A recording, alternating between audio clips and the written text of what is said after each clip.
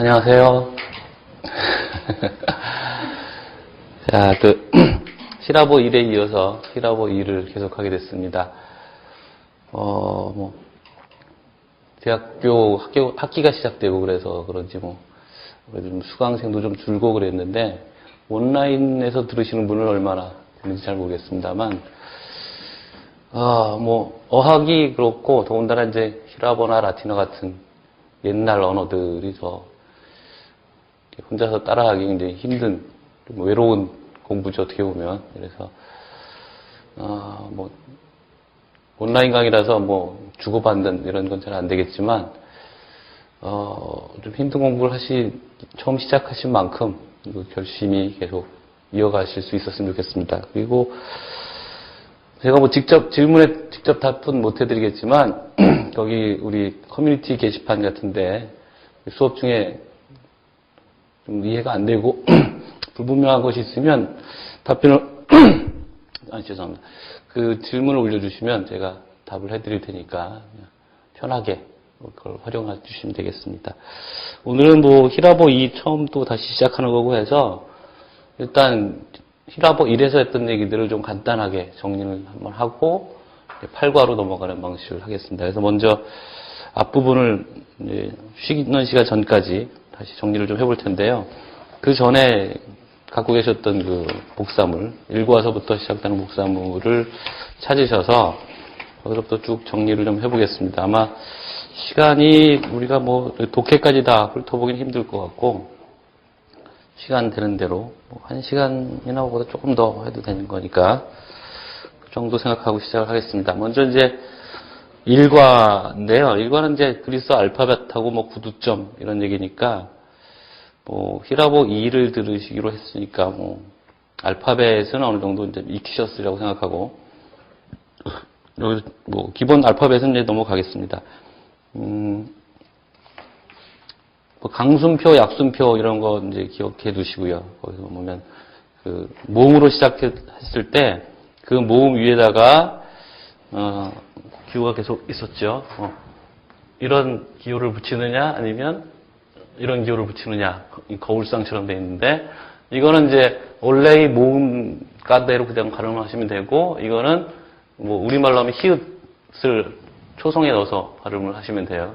그래서 이렇게 됐을 경우에 이거는 하가 되는 거죠. 이게 그냥 이렇게 되어 있는 경우에는 아가 되고 이렇게 읽는다는 거 이런 건 좀 다시 한번 확인해 볼 필요가 있고요. 그 다음에 이제 거기도 첫 페이지 끝부분 3번에 있는 얘기인데 이게 지금 말씀드리는 게 로우 같은 경우에는 이게 모음이지만 단어의 맨 처음에 올 때는 늘 이렇게 러프 브리딩, 강순표를 붙여서 나온다는 게 철자법의 문제입니다. 그렇게 생각하시면 되고요. 그래서 둘째 쪽에 있는 얘기는 그 사례들이 나와 있죠. 호모이오스니, 하우토니니, 휘브리스니, 헤오마니.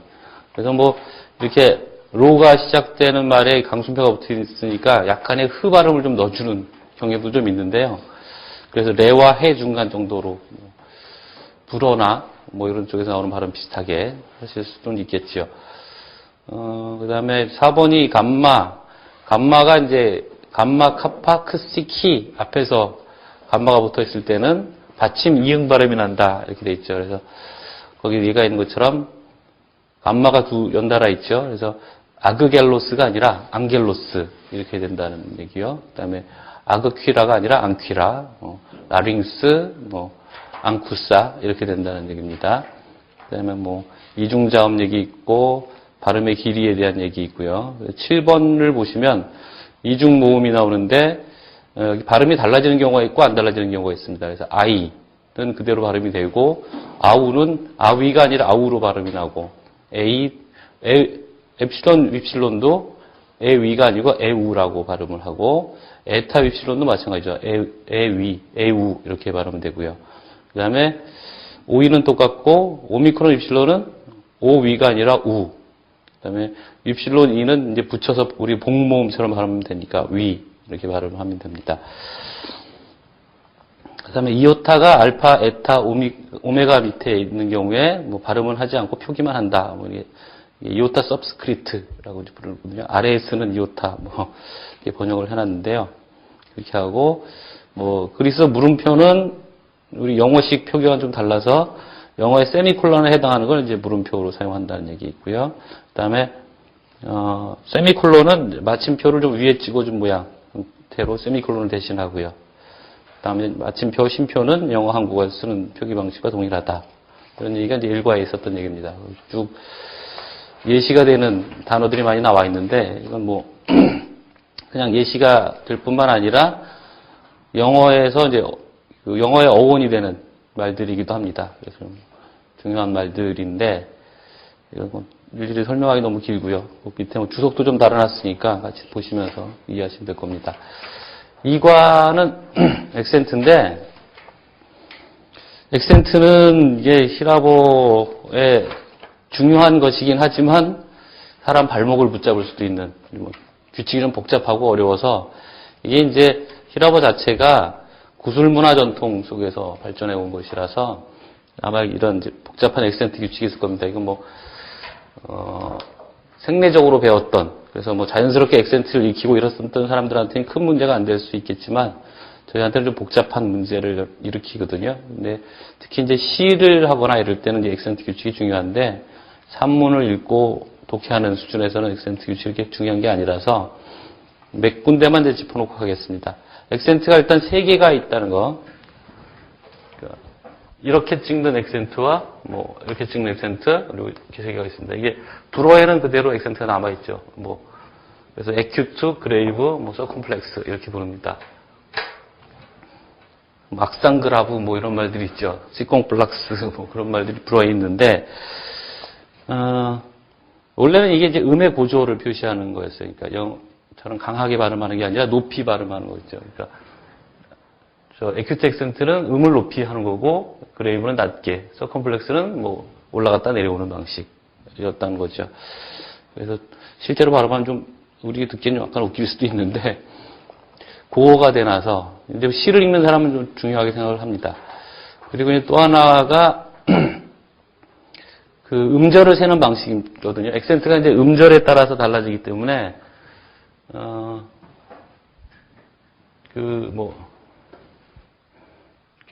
음절이 이렇게 나뉜다고 생각을 하시면 음절은 이제 모음을 기준으로 생각을 하는 겁니다. 그래서 맨 끝에 오는 음절을 얼티마라고 부르고 피널트, 엔티피널트 이렇게 이제 거꾸로 세 나가거든요. 그래서 얼티마에 어떤 음가가 오느냐에 따라서 액센트가 어디에 오느냐에 따른 규칙이 달라지기 때문에 이 3개를 따로 이제 명칭을 붙여서 부르고 있는 겁니다.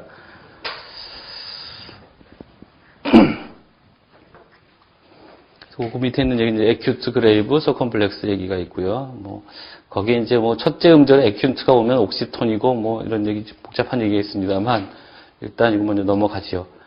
그리고 그 뒤에도 뭐 액센트 위치는 뒤에서 첫 번째 음절이 짧으냐 기냐에 따라 결정된다 등등 해서 여러 규칙들이 있습니다.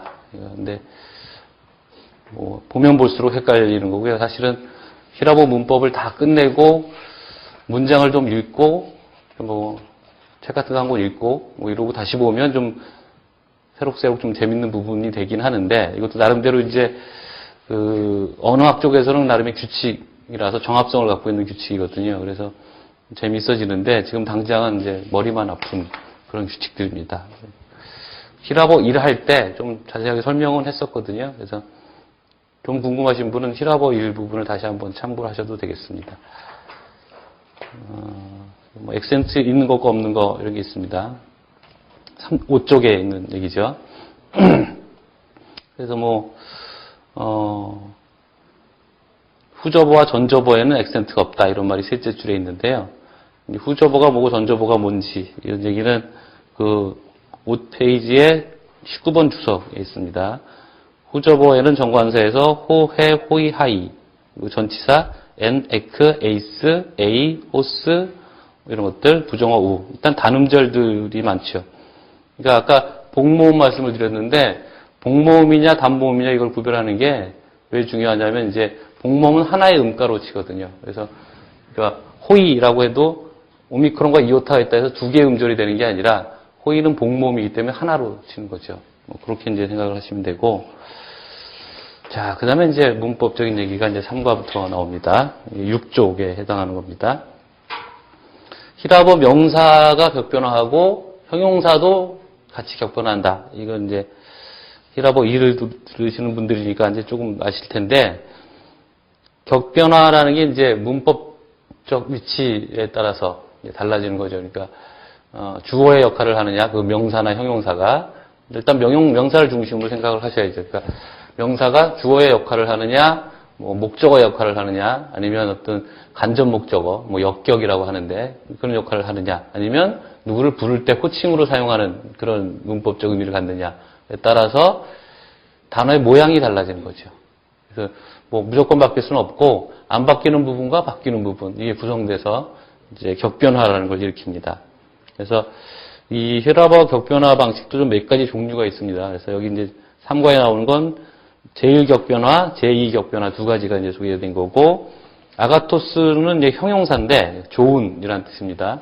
그래서 이 좋은이라는 형용사가 격변화를 하는데, 이 형용사는 명사의 격변화를 따라가게 돼 있죠. 그 형용사가 수식하는 명사의 격변화를 따라가게 돼 있으니까, 이 명사, 제1격변화와 제2격변화 의 기본적인 차이는 이제 제1격변화는 주로 여성 명사들이 많고 제2격변화는 남성 명사들이 많거든요.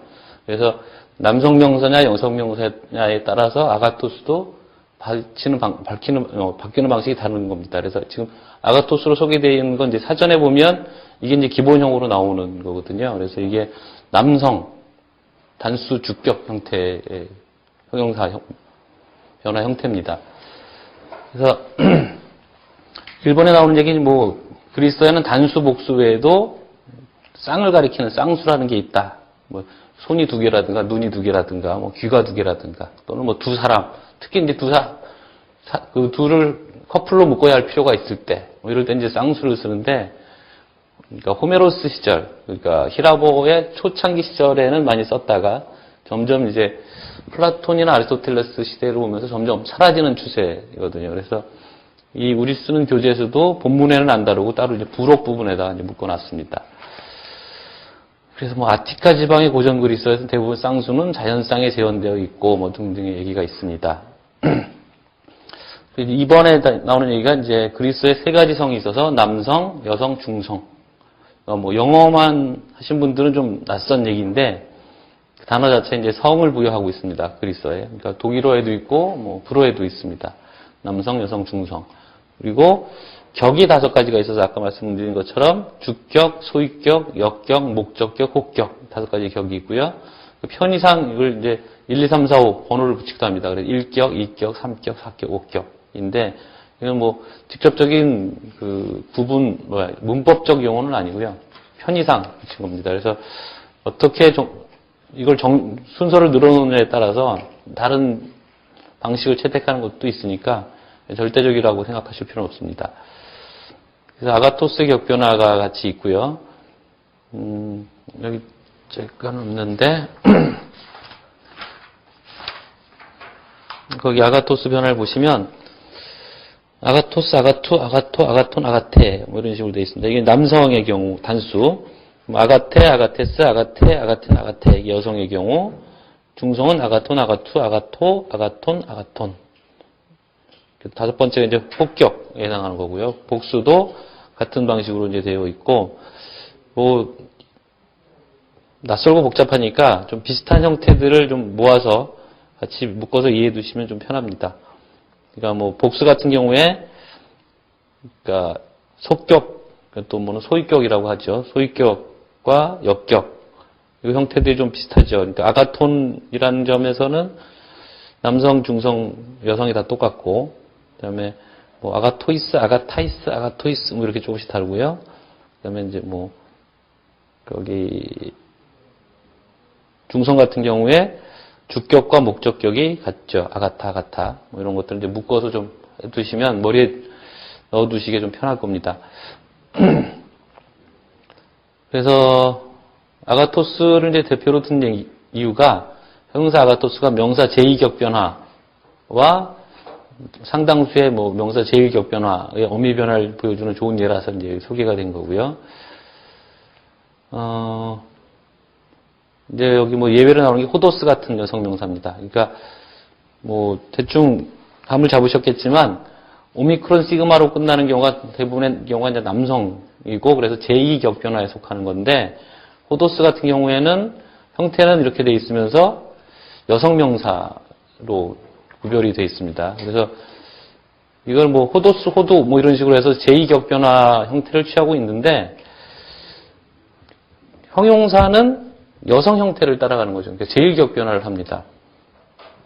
그러니까 뭐 호도스, 아름다운 길 이러면 아가테 호도스 이렇게 되는 겁니다. 아가토스 호도스가 아니라 그런 점에서 이 성 자체를 알아두셔야 이게 형용사가 어떤 걸 수식하고 있는지를 이제 금방 아실 수가 있고 그 다음에 6번은 이제 정관사 그러니까 호, 투, 도, 톤, 뭐 해, 테스트, 해텐 이것도 이제 어미들이 제1격변화, 제2격변화 어미와 이제 유사하죠. 그래서 그거 보시면 되고 주격은 남성, 여성, 중성, 단수, 복수 가리지 않고, 자음이 없고, 소유격, 역격, 목적은 이제 타오를 집어넣었다는 거, 뭐 이런 건 하시면 되고요. 그래서, 뭐 정관사는 대충 영어의 정관사와 유사하다고 생각하시면 됩니다. 그리고 8번에 있는 얘기가 이제 조금 영어와 다른 히라보의 구문상의 특성인데, 그거는 좀 이제 머리에 넣어두셔야 돼요. 그러니까 뭐 한정적 위치냐, 뭐 서술적 위치냐, 수로적 위치냐, 뭐 이거 차이인데요. 이때 중요한 게 이제 뭐냐면 정관사와 형용사가 같이 붙어 있느냐, 안 붙어 있느냐 이걸 가지고 이제 구별을 하게 됩니다. 그래서 우리가 생각하기에는 뭐 영어식으로 생각하면 이제 명사하고 정관사가 붙어 있느냐, 안 붙어 있느냐가 중요할 것 같은데. 히라보에서는 정관사와 형용사가 같이 붙어있느냐에 따라 달라집니다. 거기 예가 나오는데요. 6페이지 끝에 보면 호, 아가토스, 안트로포스 이렇게 되죠. 영어식의 이건 배열 순서입니다. 정관사, 형용사, 그 다음에 명사. 훌륭한 사람, 뭐 좋은 사람 뭐 이런 말이 되는 거고요.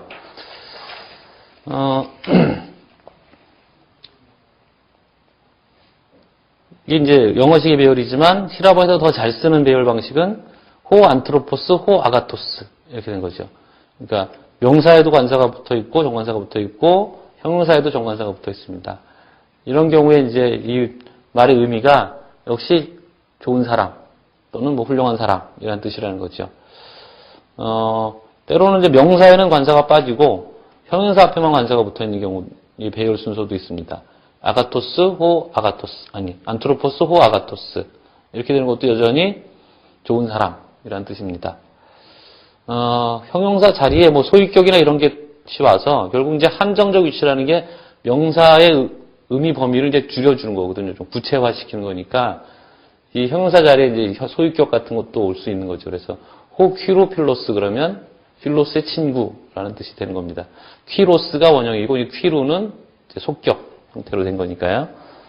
그 다음에 이제 이것뿐만 아니라 뭐 부사, 뭐 그런 전치사 절 이런 것도 이제 형용사의 위치에 올 수 있습니다. 이 형용사의 위치에 온다는 얘기는 호 퀴로스 필로스 뿐이 아니라 호 필로스 호 퀴루 이렇게도 된다는 소리죠. 또는 뭐 필로스 호 퀴루 이것도 된다는 소리입니다.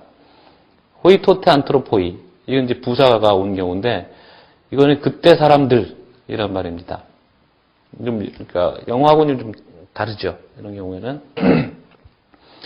때로는 이제 히라보는 아주 익숙한 말들은 문맥을 통해서 금방 알 수 있는 말들은 생략하는 경향도 많기 때문에 왜냐하면 이제 이 정관사 자체가 성수격을 갖고 있기 때문에 그래서 이게 호이라는 게 남성 주격 복수 형태니까 뭐 적어도 사람이 뒤에 올 거라는 거 그리고 그것도 이제 남자들이라는 거 그걸 알 수 있으니까. 뭐 꼭 남자들이 아니라 남성 명사가 올 수 있다는 소리겠죠. 여기 이제 이런 경우 호이토테 하면 안트로포이가 생략됐다고 보고 그때 사람들, 뭐 그때 그 사람 유행가 가사처럼 이렇게 올 수도 있고요. 그다음에 전치사 절이 와서 호이 엔토페디오 히포이 그 들판에 있는 말들이란 이런 식의 이제 구조도 가능합니다. 그 다음에 이어지는 얘기, 관사가 집합적 의미를 가질 수 있다라는 얘기인데, 호안트로포스 하면 그 사람도 되지만 그냥 사람 자체, 이렇게 될 수도 있다는 대표관사라고 이때 부르거든요. 그 다음에 이제 9번에 있는 얘기가 이제 수로적 위치에 대한 얘기입니다. 그러니까, 형용사가 특정한 명사를 이제 한정하는 의미로 쓰일 수도 있지만, 그 명사와 이제 주술 관계에 놓일 수도 있죠. 그래서 그런 경우에 쓰이는 위치는 앞에서 열거됐던 방식과 다른 방식. 그러니까 형용사 앞에 관사가 없는 경우. 이런 경우 이제 수로적 위치에 있다고 얘기를 하고, 이건 이제 그 자체가 문장이 되는 거죠. 그러니까 왜 그러냐면 이제 영어의 비동사에 해당하는 말들, 영어의 비동사에 해당하는 말이 히라보 에이나이거든요. 이 말들이 생략이 잘 됩니다. 아마 이제 에이나이는 나중에 나왔을 거예요. 문법적으로는. 그래서 에이나이도 이게 이제 동사 격변하기 때문에 ST 같은 말, it is, 또는 she is, he is에 해당하는 말인데, 이런 것들이 자주 생략이 됩니다. 그래서 명사와 형용사만 가지고도 문장이 되는 경우가 있거든요. 그래서 이제 수로적 위치와 한정적 위치를 구별하는 게 이제 중요한 거죠. 예문들 보시면 호안트로포스 아가토스. 아가토스 앞에 이제 관사가 없거든요. 그러니까 이거는 이제 수로적 위치에 해당하는 겁니다. 그래서 그 사람은 좋다. 훌륭하다. 그 다음에 아가토스 호안트로포스. 역시 이제 어수는 바뀌었지만 아가토스 앞에 관사가 없고 그 명사 안트로포스 앞에 관사가 있기 때문에 이것도 역시 이제 수로적으로 해석을 해서 문장으로 보셔야 되죠. 그 사람은 여전히 좋다 이런 말이죠. 근데 좋다라고 했지만 히라보의 좋다라는 말은 우리말에 내가 좋아하는 사람이라는 뜻은 없습니다. 그래서 훌륭하다는 말이 더 능력이 있다라는 뜻을 기본적으로 아가토스가 품위하고 있죠. 그러니까 우리가 좋은 사람이라고 그러면 능력은 없지만 마음이 착한 사람 이런 도 좋은 사람에 들어가는데 히라보에는 그런 건 없습니다. 그런데 정서적인 의미는 아가토스에 없어요. 타투, 안트로프, 파이디아, 칼라. 이것도 이제 정관사가 2개씩이나 나왔지만 칼라 앞에는 없거든요. 그래서 이 투 안트로프가 타, 파이디아 중간에 낀 거죠. 이제 말하자면 이 명사가 파이디아를 한정하는 명사인 겁니다. 그러니까 아이인데 그냥 아이가 아니라 누군가의 아이인 거죠. 그 사람의 아이들은 칼라, 예쁘다, 아름답다, 이렇게 된 거고요. 10번에 있는 얘기는 정관사를 쓰고 명사가 왔을 때 특히 이제 소유 관계가 좀 분명할 때는 소유격을 따로 안 쓰고 그냥 정관사로 대신한다는 겁니다. 엘라베토 비블리온 이렇게 할 수 있는 이유도 이제 동사 자체에 주어가 포함되어 있기 때문이죠. 엘라베는 이제 3인칭 단수 형태이기 때문에 이게 이제 남자인지 여자인지는 모르지만 하여튼 또는 그녀의 책이라는 게 문맥을 통해서 분명할 때 엘라베토 비블리온 이렇게만 쓴다는 거죠. 그래서 또는 그녀는 자기 책을 가져갔다 이렇게 하는 겁니다. 근데 자기 책이 아니고 다른 사람 책일 때는 이제 소유를 분명히 드러내주겠죠. 그는 그녀들의 또는 그 사람들의 책을 가져왔다. 이럴 때는 그 엘라베만 갖고 추측이 안 되니까 이럴 때는 분명히 표현을 해줄 거고요. 11번은 이제 맨대 얘기인데 정관사 플러스 맨 또는 정관사 플러스 대. 그러면 이제 이것도 역시 사람을 가리키는 정관사만 갖고 뒤에 말을 이제 생략한 거죠. 호멘 안트로포스, 호대 안트로포스. 그래서 이제 안트로포스 생략한 거죠. 이 사람 반면에 그와 다른 또 누군가. 복수로 쓰면 역시 이 사람들 반면 또 다른 사람들. 이런 식으로 이제 호멘, 호대, 호이멘, 호이대 이런 표현도 많이 쓴다는 거고요. 12번 얘기는 히라보의 부정관사, 영어의 어나 언에 해당하는 말이 따로 없습니다. 그래서 부정대명사, 영어로 치면 assertion에 해당하는, certain에 해당하는 말을 가져다가 단수로 써서 부정관사 역할을 대신하기도 합니다. 명사교법나 이야기가 쭉 있습니다만, 여기 이제 8쪽에 가시면 표들이 있죠. 그래서 로고스, 로구, 로고, 로곤, 로게 이렇게 바뀌는 방식이 이제 제2격변합니다. 히라보가 별로 여자들을 취급 안 해주는데 예. 여성자 같은 경우는 제1기억 변화로 이제 첫 번째 위치를 잡고 있어요. 남성은 제2기억 변화로 치고요. 그래서 여기 보면 이제 오미크론이 주격 단수에 들어가 있거든요. 그래서 이걸 오미크론 변화라고도 부르는 겁니다. 그 남성 또 안트로포스 경우가 있고요. 이건 이제 동일한 형태의 변화를 쭉 보이고 있죠. 그러니까 여성인 호도스가 이제 여성이면서도 제2격 변화 형태에 속해 있는 겁니다. 호도스, 호두, 호도, 호돈, 호대 뭐 이런 식으로 바뀌고 있고요. 형용사는 제1변화 형태로 붙여준다고 그랬습니다. 아가테 호도스, 아가투 호두, 뭐 아가테 호도 이런 식으로 가는 거죠. 아가텐 호돈. 그 다음에 이제 그놈의 이게 이제 제1격 변화 형태죠. 에타라고 붙어 있는데 알파도 같이 사용을 하거든요. 그래서 알파 디클레이션이라고 부릅니다. 에타와 알파. 그러니까 그러니까 주격 단수 형태의 에타나 알파가 끝에 있는 것. 그게 이제 제1격 변화 형태의 상당수가 이제 그런 형태로 되어 있습니다. 이게 주로 다 여성이고요. 그놈의, 그노메스, 그놈의, 그노멘, 그놈의 뭐 이런 식으로 바뀌고 있죠. 중성은 오미크론 리 이런 경우가 이제 대표적인 형태입니다. 노론, 노루, 노로, 노론, 노론 뭐 이렇게 되어 있습니다. 중성은 나중에 좀 추상적인 의미를 많이 갖게 됩니다. 거기 독해가 있는데 요 하나만 해볼까요? 그 제일 길어 보이는 거 10번 플루타르코스 영웅전을 쓴 사람인데요. 그 사람 문장입니다. 일단 읽어보면 메트론 가르투 비우 토 칼론 우 토투 크로누 메코스. 가르는 뭐 영어의 비코즈에 해당하긴 하지만 그거보다는 훨씬 더 문법적 역할이 많은 거기 때문에 좀 복잡합니다만 일단 그냥 왜냐하면이라고 하죠. 왜냐하면 이제 여기서 번역이 어려워지는 부분이 이제 메트론이라는 명사가 있고 투 비우라는 속격이 있고 토 칼론이라는 이거는 이제 칼로스라는 형용사인데 중성 정관사를 붙여서 추상화시킨 겁니다. 아름다운 것. 이것도 조금 복잡해서 이 토 칼론은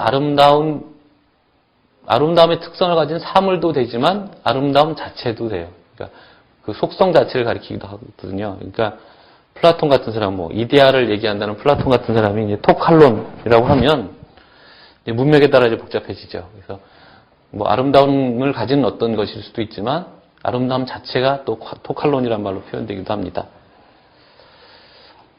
그래서 이건 이제 투 비유를 어디다 붙이냐가 문제인데 문법적으로는 단서가 없습니다. 문맥을 찾아서 보셔야 돼요. 그리고 이제 한 가지 팁은 정관사가 붙어 있는 쪽이 주어일 가능성이 크다. 반드시 그렇진 않지만 그런데 이가 10번 같은 경우가 이제 예외 사례죠. 그래서 이게 투 비유를 토칼론에 붙이면 뜻이 좀 이상할 거예요. 그러니까 삶의 아름다움은 척도다. 우투 토투 크로누 메코스. 시간의 길이가 아니라. 그래서 이것도 말이 되나요? 이게 더 말이 되는군요. 맞아요. 그러면 다시 역시 이제 정관사가 붙은 쪽이 주어가 되는 게 더 뜻이 통하네요. 그러니까 삶의 아름다움은 척도라기보다는 이건 중용이라고 보면 더 좋죠. 그러니까 뭐 척도가 곧 중용과 연결이 됩니다. 이것도 이제 시랍적 어떤 사고 이런 걸 잘 보여주는 건데요. 단위가 딱딱 정해진다는 것. 그게 이제 어떤 중용의 정신과 연결이 된다고 생각하는 거죠. 그래서 삶의 아름다움, 훌륭함이라는 뜻으로도 볼 수 있습니다. 토칼로는. 삶의 아름다움은 중용이지 시간의 길이가 아니다. 그러니까 오래 산다고 아름다운 삶이 아니다. 뭐 이런 얘기를 이제 실업식으로 멋있게 표현을 한 말이죠. 거기 보시면 이제 도움말들이 당장 주어진 독해를 해독하기 위해서 필요한 이제 도움말들이 있고요. 그러니까 이제 그 문장을 인용하기 위해서 당장 배우지 않은 문법이 동원될 필요도 있고, 뭐 그래서 도움말들이 있는 겁니다. 그 밖에 이제 기본 어휘들은 그 뒤에 바로 이어서 나오죠. 쭉 보시면 되겠고요. 여기 이제 장문이 있고, 장문은 저희 시간이 많이 걸리고 그래서 따로 장문을 하진 않습니다. 자, 그 다음에 사과. 이게 3과에서 했던 제1격변화, 제2격변화 중에서 제1격변화의 다른 것들 소개한 거고, 그 다음에 이제 관계대명사가 소개가 되어 있습니다. 제1격변화 형태를 단어별로 나누면 4개의 이제 그룹으로 나눌 수 있다. 그룹이라고 되는데, 요새 모둠이란 말도 잘 쓰던데, 4모둠으로 나눌 수 있겠죠. 알파 디클레이션이라고 이제 말씀드렸습니다. 제1격변화가. 그래서 여성 형용사 아가테처럼 변하는 여성명사, 그놈의, 아까 3과에 나왔었죠. 두 번째가 조금 귀찮은데, 엡실론, 이오타, 로로 끝나는 여성명사는 단수에서 어미의 에 대신에 알파, 장음일 수도 있고 단음일 수도 있습니다. 이거는 그 자체 주어지는 음가예요. 그러니까 뭐 단어 자체가 갖고 있는 음가죠. 문법적으로 바뀌는 게 아니라. 그래서 이거는 종에 이제 그 아테네 방언에 해당합니다. 그래서 아테네 쪽에서 원래는 이제 에타가 여성의 대표적인 어미였다가 아테네 쪽에서는 이런 엡실론, 이오타, 로로 끝나는 경우에는 알파로 발음하는 그런 이제 단수의 경우에 붙이는 버릇이 있었던 거죠. 그리고 세 번째는 어미가 알파로 끝나는 기타 몇 개의 여성 명사, 그러니까 엡실론, 이오타, 로가 없는데도 알파가 붙는 그런 경우가 있습니다. 탈라타 같은 경우가 그런 경우고요. 그 다음에 네 번째는 남성 명사 중에서 주격 단수가 테스나 에스로 끝나고, 이 경우에도 이제 엡실론, 이오타, 로가 어간에 있으면, 어간과 어미는 이제 말씀을 드렸죠. 그러니까 뭘까요? 안트로포스 이런 말 같은 경우에 여기까지는 안 변하고 여기는 변하거든요. 그러니까 요거를 이제 어간이라고 부르는 겁니다. 이게 어미고 변화형 어미.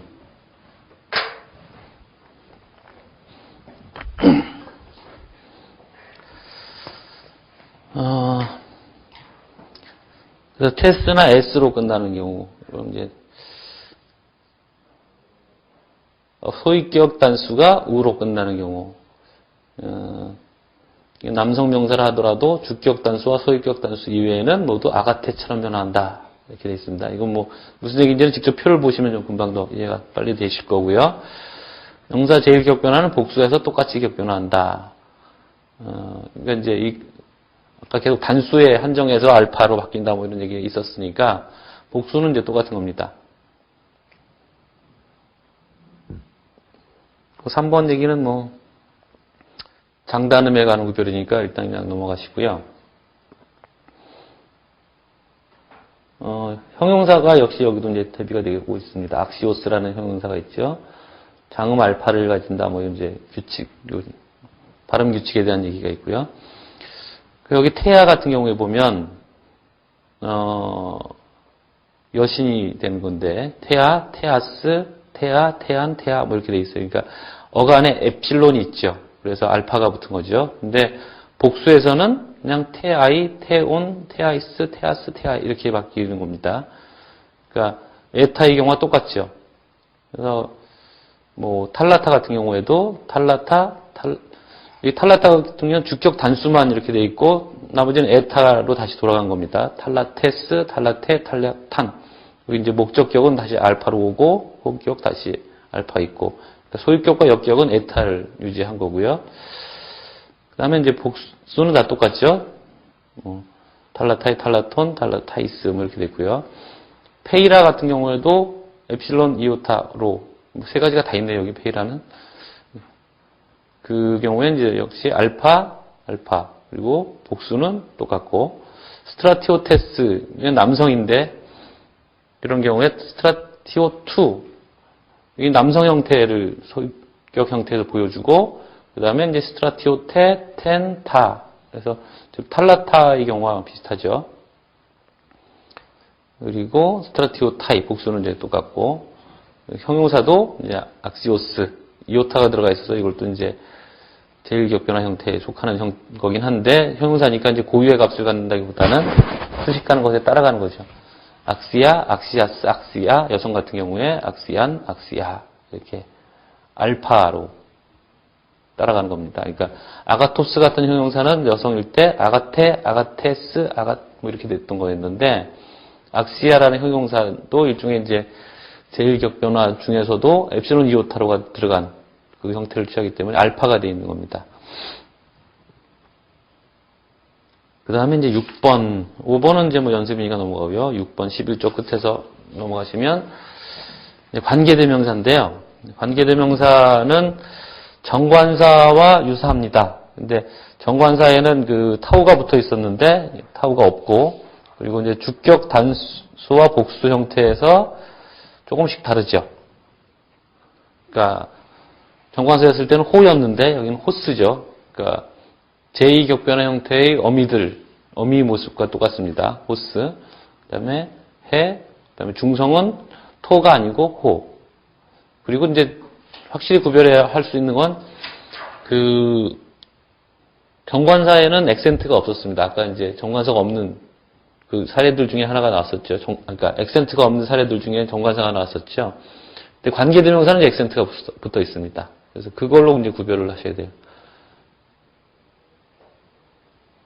그리고 뭐 발음들이 다 러프 브리딩이 붙어 있기 때문에 강순표 다 흐 발음이 있죠. 호스, 후, 호, 혼, 해, 헤스, 해, 헨 이렇게 되어 있습니다. 이게 한글로 폰트가 바뀌면서 폰트들이 영 이쁘지 않고 좀 뒤로 밀려나고 뭐 이런 좀 흉측한 일이 있습니다만 어쩔 수가 없는 부분이 이게 히라보 폰트는 보통 이제 매킨토시 이런 컴퓨터에서 작업을 많이 해갖고요. 그쪽 폰트가 제대로 나오고 이쪽 폰트는 잘 모양이 안 나옵니다.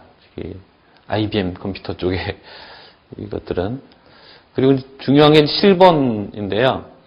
관계대명사라는 게 뭐 영어에서도 마찬가지지만 선행사를 갖게 돼 있는 거고, 그러니까 주절의 어떤 명사를 수식하는 게 이제 관계대명사의 역할일 텐데, 관계대명사 안에 있던 말을 빼놓고 그것을 이제 수식하게 하는 게 이제 관계대명사의 역할이잖아요. 그래서 선행사와 어떻게 일치시키냐의 문제인데 성수격이 있기 때문에 그런 거거든요. 성과 수와 격에 따라서 명사들이 변화하기 때문에 이 지금 이 관계대명사도 두고 성수격 변화를 하고 있는 거잖아요. 남성, 여성, 중성, 주격, 소유격, 역격, 혹격.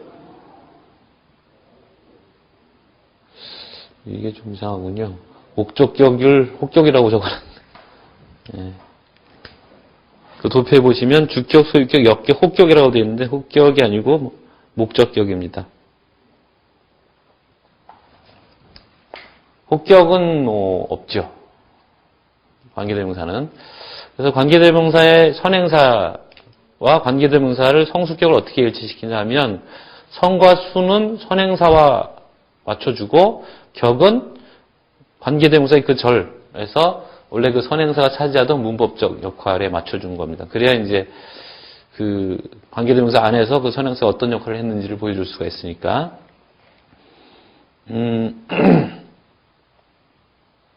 관계대명사가 있는 문장으로 하나 번역을 했으면 좋겠는데요. 여기 11번이 해당이 되겠군요. 베바이아, 헤폴리스, 헤스. 이게 좀 이상하게 생겼습니다만 했습니다. 이게 좀 모양이 영 안 예쁜데 이렇게 되어 있는 거죠. 서컴플렉스와 강순표가 붙어 있는.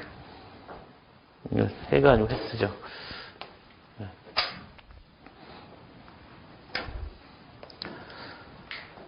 베바이아, 헤폴리스, 헤스, 니카이오이, 호이폴리타이 이렇게 되어 있습니다. 베바이아는 이제 형용사고요.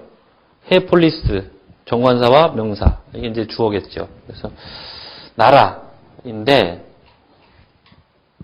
여기 헤스라는 정관사를 보시면, 관계대명사를 보시면, 여성이고, 단수고, 속격이죠.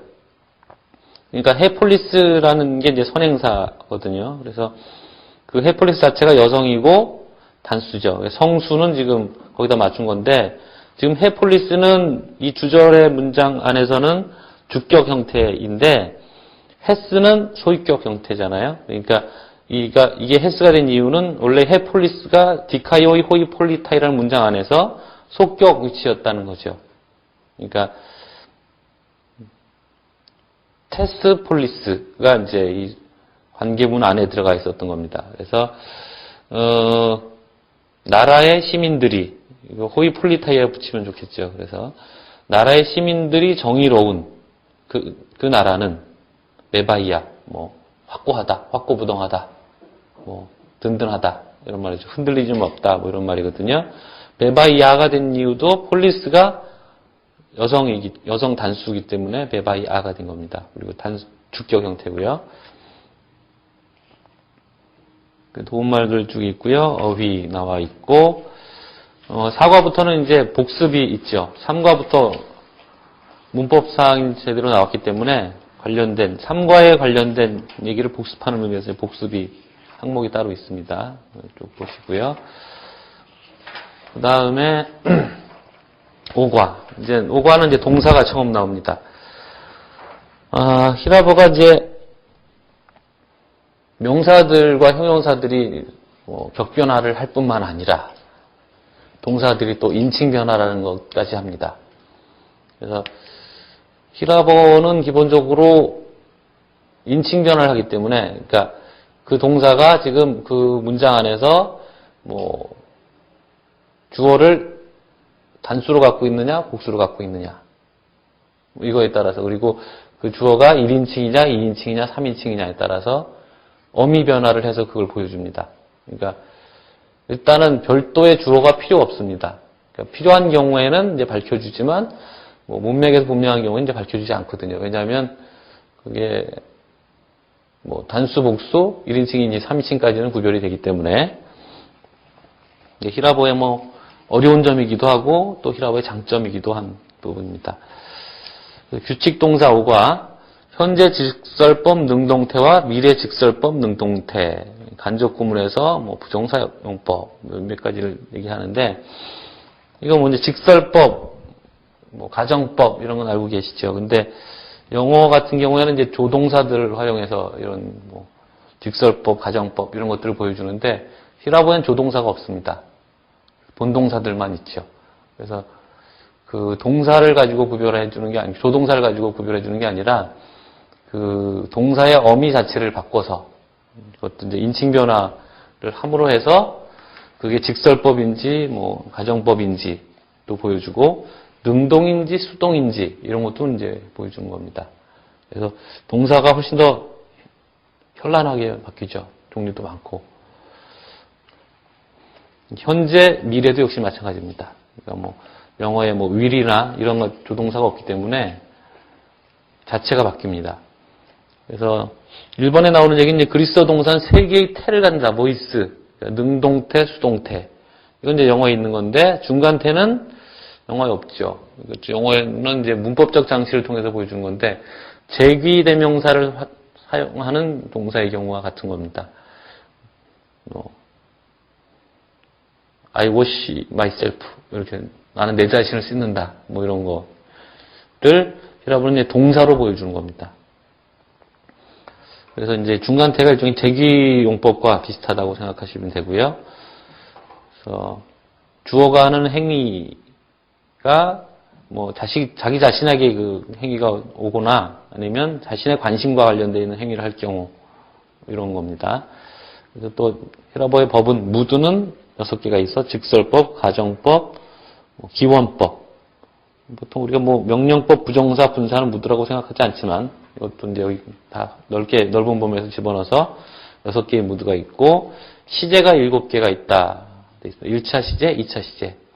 이건 아직까지는 이제 구별이 이걸 직접 활용하지는 않지만, 이제 히라보 이 과정 중에서 이제 이 구별이 필요할 때가 올 겁니다. 일단 머릿속에 넣어두시면 1차 시제는 현재와 미래와 관련된 것, 2차 시제는 이제 과거와 관련된 것.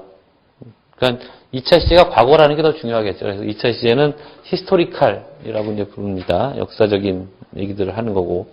그래서 현재와 완료, 뭐 현재 완료라고 해도 되고요. 그리고 미래와 미래 완료. 이건 이제 1차 시제에 속하는 거고, 2차 시제는 미완료, 부정과거, 과거완료. 이 세 가지가 이제 2차 시제에 속합니다. 미완료가 뭐고 부정과거가 뭔지는 이제 다시 또 오늘 또 나올 겁니다.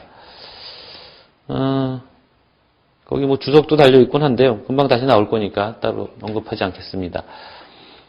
그 규칙 동사, 좀 이런 얘기 들으면 그럼 불규칙이 있다는 소리잖아. 뭐 이런 생각을 하실 텐데, 뭐 당연히 있습니다. 근데, 규칙 동사 중에서 현재 직설법 능동태, 미래 직설법 능동태. 인칭 어미들은 이제 동일합니다. 그러니까, 오, 에이스, 에이, 오멘, 에테, 우시. 그러니까 뉘가 우시 다음에 가로로 들어가 있는데, 이건 이제 뒤에 모음으로 시작하는 말이 나오면 모음들끼리 충돌하는 걸 피하기 위해서 뉘를 붙여주는 겁니다. 또는 문장의 끝에 이거 붙여주는 거고. 그래서 뉘 무버블 뭐 이렇게 부르는 거고요. 그러면 이제 어미가 똑같은데 현재와 미래를 구별하는 방식은 어미 앞에다 시그마를 붙여주면 이제 미래가 됩니다. 그래서 파이데우어 같은 경우가 사례로 나와 있습니다. 가르치다. 가르치다라는 동사에서 파이데우오, 파이데우 에이스. 그러니까 여기도 이제 마찬가지로 어간과 어미가 있는 거죠. 파이데우까지는 안 변하니까 이게 어간이고요. 뒤에 붙어 있는 게 이제 어미들이죠. 파이데우오, 파이데우 에이스, 파이데우 에이, 파이데우 오멘, 파이데우 에테, 파이데우 우신, 우시. 이렇게 되고요. 미래는 이제 중간에 그 시간을 표시해주는 어미가 삽입된 거죠. 파이데우 소, 파이데우 세이스, 파우데우 세이, 파이데우 소멘, 세테, 수시, 수신 이렇게 되고요. 조금 더 복잡한 게 이제 6번 얘기인데 폐쇄음, 그러니까 발음을 할 때 잠깐 발음 기관이 닫혔다가 열리면서 나는 소리들이거든요. 이런 경우에 이제 시그마와 충돌하기 때문에 미래의 경우죠, 미래. 그래서 그걸 부드럽게 만들어주는 방식을 채택하고 있는 겁니다. 프, 브, 프 같은 경우에 순음, 입술이 붙었다 나오면서 나오는 말들. 그래서 시그마와 결합해서 복자음을 만들어줍니다. 그래서 펜포는 이게 현재 직설법 1인칭 단수고 미래 직설법 1인칭 단수는 펜프소니까 프스 이게 합쳐진 복자음으로 만들어서 펜소 이렇게 되고요. 구개음 경우에 카타, 감마, 키가 이제 구개음인데 저 안에 부분이 이제 닫혔다 열리는 거죠. 시그마이라서 크시가 됩니다. 악오는 악소 이렇게 되는 거고 치음 그러니까 이에서 나는 소리인데 타우 델타 테타 이게 세 개입니다. 시그마 결합해서 이거 치음 자체를 탈락시켜 버립니다. 이게 시그마 붙인 겁니다. 페이토인데 미래형은 테타가 빠지고 페이소가 되는 거죠. 제타도 폐쇄음은 아니지만 이게 일종의 복자음 성격을 좀 갖고 있어요. 그래서 델타가 살짝 들어가 있거든요. 그래서 치음처럼 탈락을 시켜버립니다. 노미조 같은 경우에 노미소 이렇게 되거든요. 그렇게 이제 구별하시면 되고 부정사도 있죠. 뭐 우리 이제 투부정사라고 배우잖아요. 그러니까 영어에는 투가 붙어서 그 말이 부정사라는 사실을 이제 보여주죠. 투비 같은 경우는 좀 예외죠. 그러니까 투비 동사는 인칭 변화를 일종의 하고 있기 때문에 영어에서도. 근데 이제 그렇지 않은 경우에는 구별이 안 가죠. 그래서 투를 붙이는 건데 히라보는 어미가 있기 때문에 투가 필요가 없습니다. 투 같은 장치가. 그래서 어미는 현재는 애인을 붙이고 미래는 역시 시그마를 앞에다 붙여서 세인. 파우데우 애인, 파이데우 세인 이렇게 되고요. 9번이 이제 복합 구문이 될 수 있는 그런 말들인데 페미와 노미조 같은 그러니까 뭐 말하다 또는 생각하다 그 내용들이 이제 뒤따라올 수가 있죠. 영어식으로 하면 대절 같은 게 이제 뒤따라올 수 있기 때문에 직접 구문과 간접 구문을 구별하는 문제가 생깁니다. 그리고 시제의 문제가 또 생기고 그 얘기들을 쭉 한 겁니다. 설명이 오히려 복잡하니까 예문을 보면서 설명을 드리죠. 호디다스칼로스 1번 호디다스칼로스 파이데우 에이 토 파이디온 디다스칼로스가 이제 선생이란 말입니다. 그 선생은 토 파이디온 아이죠. 소년 중성으로 이제 소년을 표시합니다. 그 소년을 가르친다. 현재형이죠.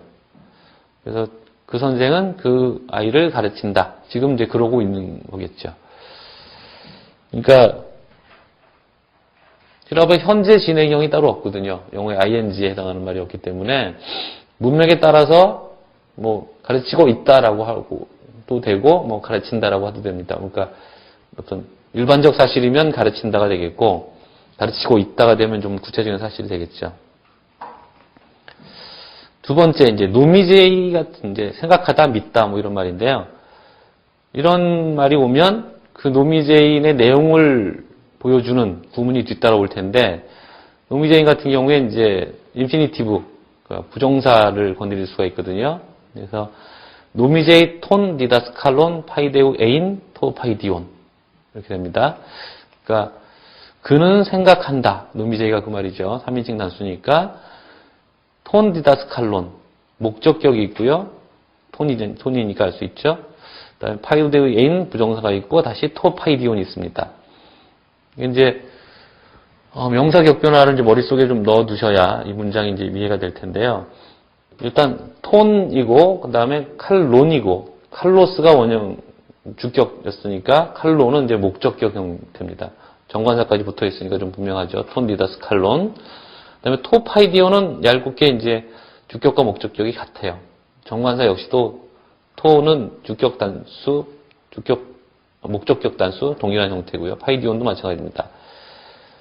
근데 이제 뭐 일단 파이데고 A인의 앞에 문장을 보시면 그 선생이 그 아이를 가르친다니까 가르친다는 행위의 목적이 되는 대상이 되는 것이니까 그건 이제 뭐 어려움이 없을 텐데 톤디다스 칼론이라는 게 나와 있는 게 문제거든요. 그러니까 영어 같은 경우에는 부정사, 투부정사의 주어를 for를 써서 표현을 하잖아요. 근데 히라보는 그렇게 안 하고 격변화를 시킵니다. 그래서 목적격으로 그 주어를 표시하는 거죠. 그러니까 이제 헷갈리는 부분은 이 두 개의 목적격 중에서 어떤 게 주격이냐. 그러니까 그 부정사의 주어냐. 이게 이제 문제인데요. 뭐 일반적인 순서는 동사 앞에 나온 게 이제 주격이고 뒤에 나온 게 이제 목적격입니다만 히라보 어순이 꼭 그렇게 융통성이 없는 게 아니라서 저주받은 융통성이 있어갖고요. 아닐 수도 있습니다. 그래서 뭐 이거 갖고 이제 말장난하는 사람들도 있어요. 소피스트 같은 사람들이 이제 뭐 궤변을 부리고 뭐 이러는데. 그러니까 여기서는 이제 우리가 뭐 문맥을 통해서 알 수 있죠. 그래서 그 선생이 그 아이를 가르친다고 그가 믿는다. 이렇게 된 겁니다. 이제 노미제이의 주어하고 부정사의 주어하고 같으면 톤디다스 칼론을 따로 안 씁니다. 근데 다르니까 이제 써준 겁니다. 그래서 지금 그렇게 믿고 있는 사람하고 그 선생하고는 다른 사람인 거죠. 그 사람이 생각하기에 그 선생이 그 아이를 가르치고 있다고 뭐 그 사람이 생각하는 거죠. 3번을 보시면 에페가 나오는데 페미 동사의 이제 과거 형태입니다. 그래서 그가 말했다 또는 그녀가 말했다거든요. 톤 디다스 칼론 파이데우 에인 토 파이디온. 역시 이제 FA 주어와 톤 디다스 칼론이 다른 겁니다. 그래서 그 선생이 그 아이를 가르치고 있다고 그가 말했다. 이제 또 여기서 이제 주의하실 게 FA는 과거인데 파이데우 A는 과거가 아니죠. 그러면 이제 오늘 여기 오거에 처음 오신 분은 부정사에 과거가 있다는 소리냐 그러는 건데 과거가 있습니다. 과거 있는 부정사입니다. 그래서 그 파이데우 A인 말고 파우데우 싸이라고 과거 형태의 부정사가 따로 있습니다. 근데 그래서 보시는 것처럼 간접구문 안에 있는 부정사는 원래 형태를 그대로 유지를 해준다는 겁니다. 그래서 이 구문 구성의 의미는 에페라는 행위가 이루어졌을 당시의 시점을 보여주는 거죠. 그러니까 또는 그녀가 선생이 그 선생이 그 아이를 가르친다고 말했을 때 그 시점, 과거의 그 시점에서는 현재였던 거죠. 그러니까 지금 그 말을 듣는 현재의 시점에서는 그 가르치는 건 과거의 사실이긴 하지만 문법적으로 이제 구문적으로는 말했던 시점의 현재냐 미래냐 과거냐 이것을 따라주는 겁니다. 그래서 그 선생이 그 아이를 가르친다고 그가 말했다. 이렇게 되는 거죠. 그 다음에 4번은 호디다스 칼로스 파우데우스 에이 토파이디온. 이제 시그마가 들어있으니까 이건 이제 미래입니다.